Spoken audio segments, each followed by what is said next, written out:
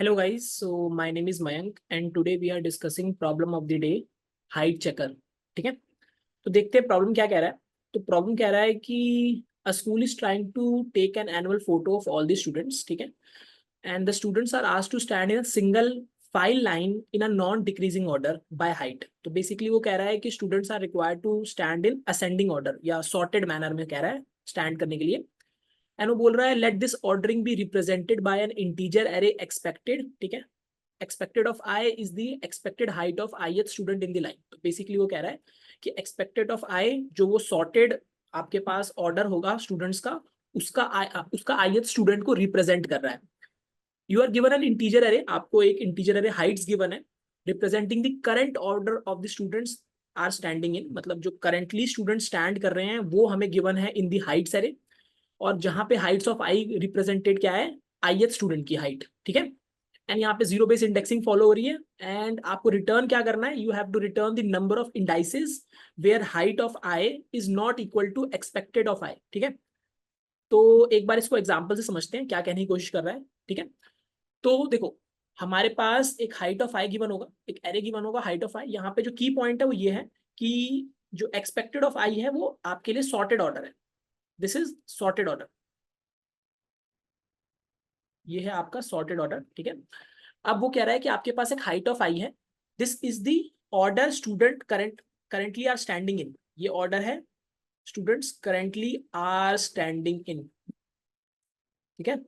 इस ऑर्डर में स्टूडेंट्स अभी खड़े हैं एंड अगर मैं इसको सॉर्ट मार देता हूं, लेट्स से मैं इसको सॉर्ट कर देता हूं, तो this is the expected order. तो जैसे इसमें बता रखा है this is the expected order, ये है सॉर्टेड ऑर्डर, ठीक है।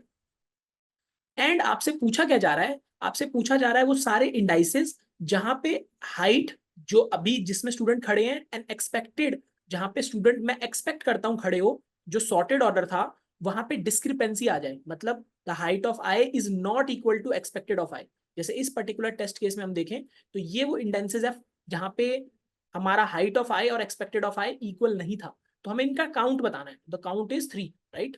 सिमिलरली मैं दूसरा अगर टेस्ट केस देखूं तो हमारे पास दिस इज द हाइट जहां पे स्टूडेंट खड़े हैं, जिस ऑर्डर में स्टूडेंट खड़े हैं, एंड हमारे पास एक सिमिलरली सॉर्टेड ऑर्डर होगा, expected order, expected order, this is the expected order जिसमें मैं एक्सपेक्ट करता हूं स्टूडेंट खड़े होंगे, तो वो एक्सपेक्टेड ऑर्डर सॉर्टेड है। अगर मैं इन दोनों के प्लेसेस देखूं जहां पे डिस्क्रिपेंसी आ रही है, तो देखो ये फर्स्ट इंडेक्स है, यहाँ पे आ रही है, यहाँ पे भी आ रही है, यहाँ पे भी आ रही है, यहाँ पे भी आ रही है एंड यहाँ पे भी आ रही है, तो टोटल आंसर वुड बी 5।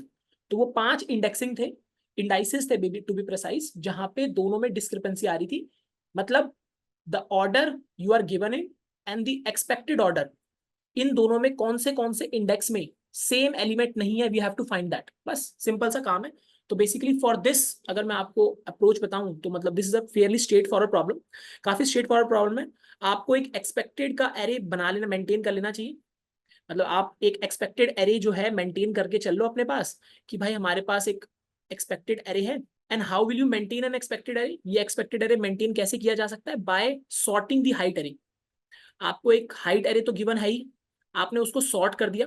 अब प्लीज इंश्योर करना मुझे हाइट एरे की भी जरूरत पड़ेगी, I would requiring height array also. देखो यहाँ पे मैं हाइट एरे को या हाइट्स एरे को ही कंपेयर करने वाला हूँ एक्सपेक्टेड एरे से, right.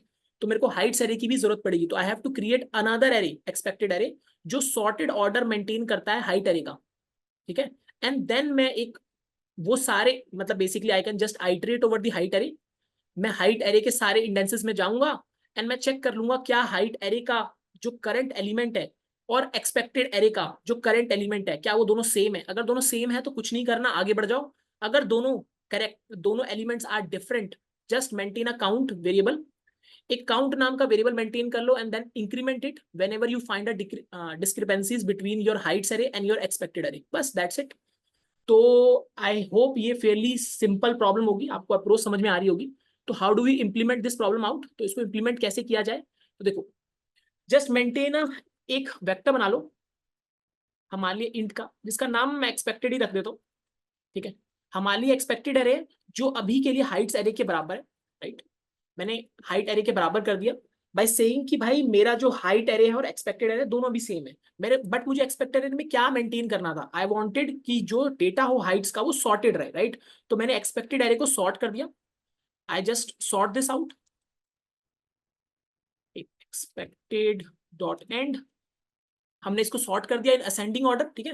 We have sorted this out. अब मुझे डिस्क्रिपेंसीज फाइंड करनी है, मतलब मुझे वो इंडाइसेस फाइंड करने हैं जहां पे एक्सपेक्टेड एरे और हाइट्स एरे में डिफरेंसेस हैं, मतलब दोनों एलिमेंट सेम नहीं है एट अ सेम इंडेक्स। तो मैं एक काउंट नाम का वेरिएबल मेंटेन कर लेता हूं जो कि इनिशियली 0 है, एंड आई हैव सेड कि क्या, let me increase the font, think this should be fine. So मैं क्या कह रहा हूं, मैं सिंपली इतना कह रहा हूं कि मैं आइटरेट करूंगा हाइट्स एरे पे, ठीक है। आई की वैल्यू 0 से लास्ट इंडेक्स क्या होगा, हाइट्स डॉट साइज,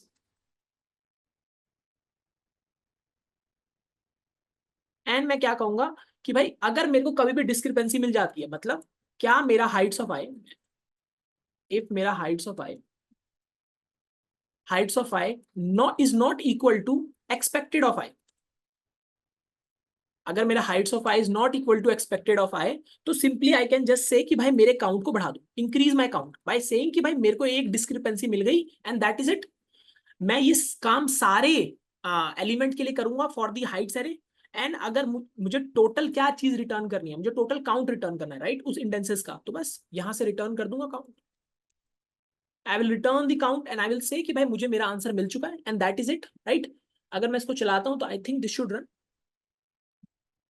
एंड अगर हम इसको सबमिट करते हैं तो ये सबमिट भी हो जाना चाहिए, देखो सबमिट हो गया, ठीक है। तो अगर मैं इसकी बात करूं इसमें टाइम कॉम्प्लेक्सिटी की, तो हम लोग यहाँ पे सॉर्ट एसटीएल यूज कर रहे हैं, राइट, हम यहाँ पे सॉर्ट एसटीएल यूज कर रहे हैं। तो सॉर्ट एसटीएल के लिए the time complexities on an average scenario is n log n. So हमारे जो time complexity would be in this problem would be n log n, plus आपने एक बार आइट्रेट किया है अक्रॉस द एरे, तो आप कह सकते हो n log n plus n, which is approximately equal to n log n only. आपके लिए जो टाइम कॉम्प्लेक्सिटी है for this approach is n log n only, right. I hope आपको अप्रोच समझ में आई होगी, this is fairly straightforward problem, मतलब इसमें ऐसा कुछ था नहीं, बस आई होप सबको समझ में आया होगा अप्रोचेस, ठीक है। And that's it for this problem, thank you so much, and मिलते हैं नेक्स्ट प्रॉब्लम में, बाय बाय।